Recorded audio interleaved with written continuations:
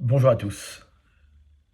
Le mot du jour pour Day of the Vaina numéro 11, c'est le verbe apchatz. Apchatz, comme dans la phrase Yarachu apchatz s vami. Apchatz, ça veut dire échanger, vous parler. Donc, je veux échanger avec vous. Aujourd'hui, pourquoi ce mot? Parce que j'ai un besoin presque physique d'échanger, d'apchatz, comme j'ai pu le faire de si nombreuses fois à Kiev ou à Moscou, autour d'un samovar, avec une bière de bouteille à la main dans une cuisine, ou un verre de vodka sur un balcon. Apchatz, ça fait partie de l'esprit slave.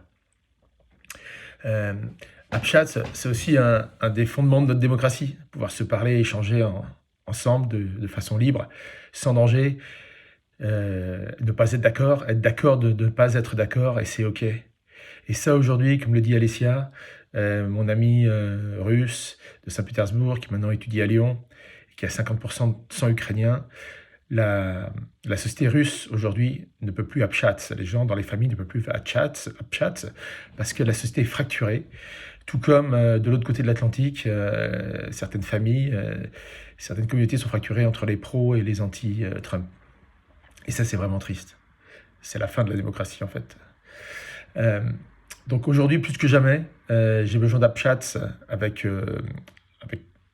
plus de monde possible, avec évidemment avec les Ukrainiens, pour leur témoigner de mon soutien. Et on doit le témoigner à la fois par l'aide humanitaire, mais aussi par des mots, par des phrases, par des coups de fil. En leur disant que s'ils ont besoin, s'ils doivent quitter leur pays, et malheureusement ils sont de plus en plus nombreux à le faire, ils trouveront un refuge chez nous, ils trouveront un toit. Mais j'ai aussi beaucoup besoin de communiquer avec mes amis russes, mes anciens collègues russes, essayer de les toucher au cœur, de leur dire que là aussi,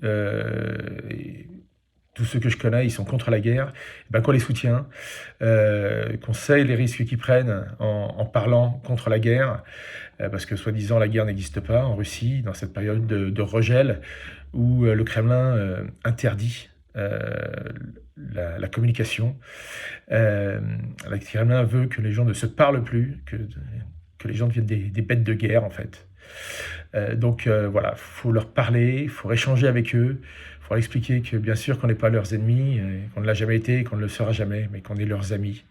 Et c'est en les touchant au cœur que les choses vont bouger, parce que à cette crise, je vois qu'une seule issue, c'est que les échanges vont recommencer, qu'ils soient échanges amicaux, qu'ils soient échanges économiques, qu'ils soient échanges culturels.